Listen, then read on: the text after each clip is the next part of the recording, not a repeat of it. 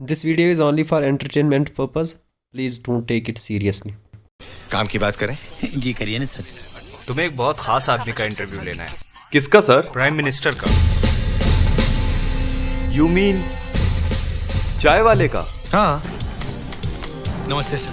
नमस्ते। Interview scripted है? जी नहीं सर।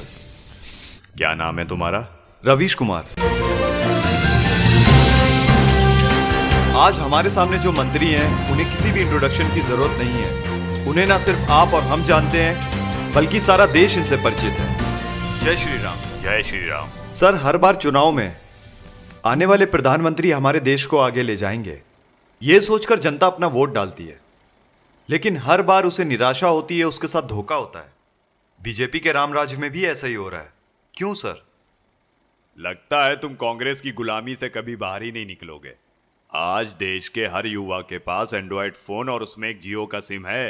न्यूज चैनल पर हर जगह के बाद देश में करप्शन और ब्लैक मनी खत्म होकर 0% हो गया है। सर, ये वर्ल्ड इकोनॉमिक फोरम रिपोर्ट, ये आईएमएफ रिपोर्ट और ये इलेक्टोरल बॉन्ड्स की रिपोर्ट। आईएमएफ का कहना है सर 2023 में भारत पर कुल 2 लाख करोड़ से भी ज्यादा कर्ज हो गया है। इसलिए आईएमएफ ने देश को चेतावनी दे दी है। सब बकवास है। सर, ये इलेक्टोरल बॉन्ड्स की रिपोर्ट है। सुप्रीम कोर्ट का कहना है सर जो इलेक्टोरल बॉन्ड्स की स्कीम है वो अनकॉन्स्टिट्यूशनल है। ये देखिए सर। आप सभी के साथ लगातार धोखा हुआ है। सुप्रीम कोर्ट ने इलेक्टोरल बॉन्ड को असंवैधानिक करार दिया है, इलेक्टोरल बॉन्ड को रद्द कर दिया है। इस फ्रॉड व्यवस्था को लाने के लिए भारतीय जनप्रतिनिधित्व कानून, आयकर कानून और कंपनी एक्ट में संशोधन किए गए थे। क्या प्रधानमंत्री नरेंद्र मोदी सुप्रीम कोर्ट के इस फैसले पर संवैधानिक और नैतिक जिम्मेदारी लेंगे? उन्हीं के नेतृत्व में यह कानून पास हुआ जिसे आज कोर्ट ने असंवैधानिक करार दिया। यही नहीं, प्रधानमंत्री मोदी की नाक के नीचे, आंखों के सामने उनकी पार्टी ने चंडीगढ़ में जो किया आपने देखा। लोकतंत्र की हत्या की, सुप्रीम कोर्ट ने पकड़ लिया, तब भी कोई नैतिक जिम्मेदारी लेने सामने नहीं आया। 10 दिनों के भीतर मोदी सरकार और उनकी पार्टी का इतना बड़ा फ्रॉड सुप्रीम कोर्ट ने पकड़ा है। प्रधानमंत्री के पास आज मौका है इसी सवाल पर वे पहली बार 10 साल में पहली बार प्रेस कॉन्फ्रेंस कर दें। जनता को मेरे खिलाफ भड़काने की साजिश है ये। इन सवालों के जवाब देना मैं जरूरी नहीं समझता। इसे खुद मैंने रिसर्च करके बनाया है सर। कांग्रेस वालों ने इसके लिए तुम्हें कितना पैसा खिलाया है? अगर आप कांग्रेस में होते तो कितना पैसा खिलाते? जब भी इस तरह के सवाल आते हैं, इलेक्टोरल बॉन्ड से जुड़े सवालों को भी जनता तक पहुंचने नहीं दिया गया। भारत के लोकतंत्र के साथ इतना बड़ा फ्रॉड कभी नहीं हुआ। आज वो फ्रॉड धर लिया गया। एक नेता जो चुनावों में लगातार हारता है मगर उसके उठाए सवाल लगातार सही साबित होते जा रहे हैं। 18 नवंबर 2019 का राहुल गांधी का यह ट्वीट है। राहुल ने अंग्रेजी में लिखा है, new India bribes and illegal commissions are called electoral bonds. मतलब यही नया भारत है जहां रिश्वत और अवैध कमीशन को इलेक्टोरल बॉन्ड कहा जाता है। आज भी राहुल गांधी ने ट्वीट किया है कि नरेंद्र मोदी की एक और भ्रष्ट नीतियों का सबूत आपके सामने है। भाजपा ने इलेक्टोरल बॉन्ड को रिश्वत और कमीशन लेने का माध्यम बना दिया था। आज इस बात पर मुहर लग गई। सर, पॉलिटिक्स में आने से पहले आपका फैमिली बैकग्राउंड क्या था? हमारा परिवार बहुत गरीब था। मेरी माँ बर्तन मांजती थी और मैं चाय बेचता था। Sir, what is your qualification? क्या? कहां तक पढ़े हैं सर? सब कुछ मिला के यही कोई MA BA तक किया है। सर, मैं देश की जनता को आपकी क्वालिफिकेशन के बारे में बताना चाहता हूँ। यह आपका इंटरव्यू है सर। घर बार छोड़ के चला गया था एट द एज ऑफ 17। मेरी कोई पढ़ाई वढ़ाई नहीं हुई दोस्तों, आपको शायद आश्चर्य होगा जान करके। तो मैं स्कूली शिक्षा गांव में किया, और जैसे मैडम बता रही थी ना कि अपनी शिक्षा के कारण आदमी आगे नहीं बढ़ता है, तो मेरी शिक्षा ही नहीं हुई। एक और वीडियो है सर। पहली बात तो मैं कोई पढ़ा लिखा व्यक्ति नहीं। कितना पढ़े हैं आप? वैसे तो मैंने 17 साल की आयु में घर छोड़ दिया। स्कूली शिक्षा के बाद मैं निकल गया। सिर्फ स्कूल तक पढ़े, मतलब प्राइमरी स्कूल तक? हाई स्कूल तक। यानी हमारे होम मिनिस्टर अमित शाह जी ने जो आपकी MA BA की डिग्री दिखाई थी, आप सबके सामने प्रधानमंत्री जी की बीए की और MA की दोनों डिग्रियां सार्वजनिक करना चाहता हूं। तो जब आपने हाई स्कूल के बाद पढ़ाई नहीं करी तो ये MA BA की डिग्री कहां से आई सर?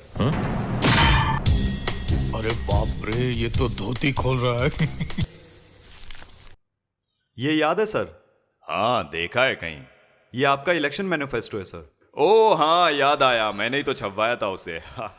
हम देश में जातिवाद और करप्शन खत्म करेंगे, समाज में एकता और कानून लाएंगे, हर साल 2 करोड़ रोजगार देंगे, हवाई चप्पल पहनने वाले प्लेन में सफर करेंगे, गरीबी हटाएंगे, अच्छे दिन लाएंगे। वो गरीबी हटाएंगे की जगह गरीबों को हटा देंगे छप गया था, मैंने उसे ठीक करवाया था, मुझे याद है। आप कहते हैं कि कानून और डेमोक्रेसी बचाएंगे, लेकिन उस डेमोक्रेसी का अंतिम संस्कार करने वाले ही आप हैं।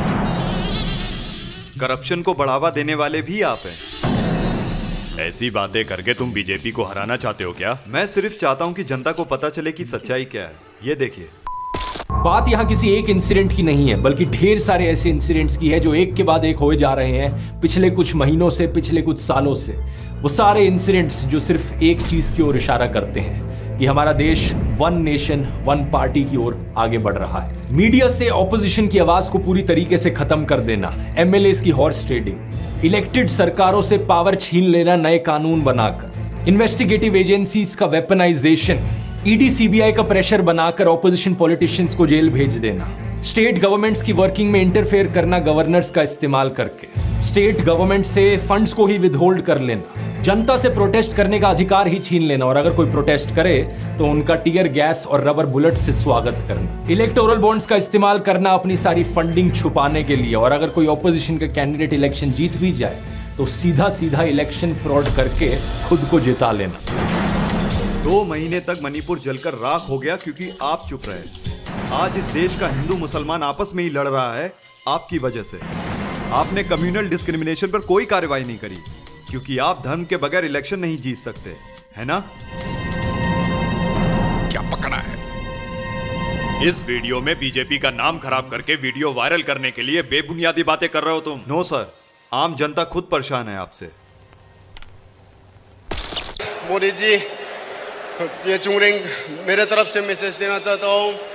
हिंसा हो रहा है मणिपुर में, ऑलमोस्ट 1 ईयर हो गया और हर दिन लोग मर रहा है और रिलीफ कैंप में कितना लोग रहता है, खाना पीना अच्छे से नहीं मिल रहा है और बच्चा लोग अच्छे से पढ़ाई नहीं कर रहा है। हम लोग फ्यूचर के लिए बहुत परेशान है मणिपुर।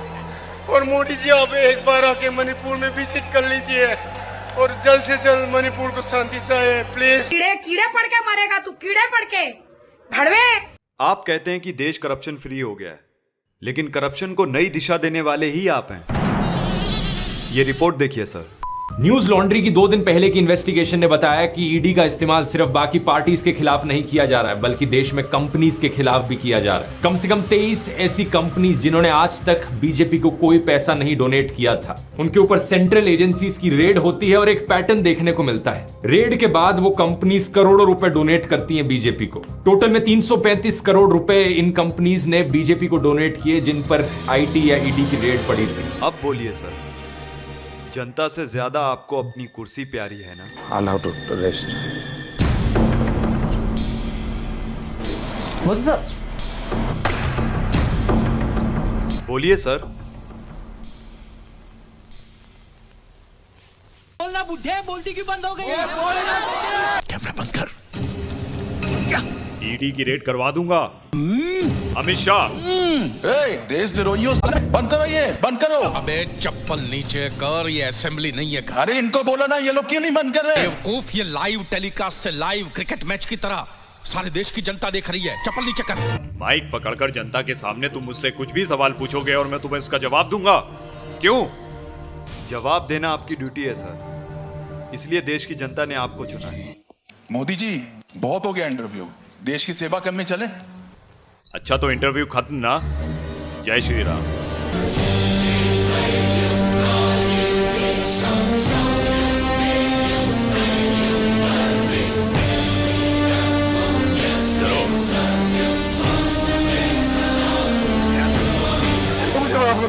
मुझे माफ कर दे, मुझे माफ कर दे। मैं कसम खाकर कहता हूँ, मैं मोदी जी को कभी गाली नहीं दूंगा, मैं मोदी जी को कभी बुरा नहीं बोलूंगा, मैं मोदी जी को कभी गाली नहीं दूंगा। मुझे क्या यहाँ भी बुलडोजर चलने लगा? ऐसा कौन पावरफुल आदमी है जो आप बुलडोजर लेके तोड़ दिए? इसका तमाशा बना दिया कि किसी का घर बुलडोजर से तोड़ देंगे। 5-5 लाख सबसे हम दिलवाएंगे इनको। और दीजिए क्रिमिनल्स को वोट, और दीजिए क्रिमिनल्स को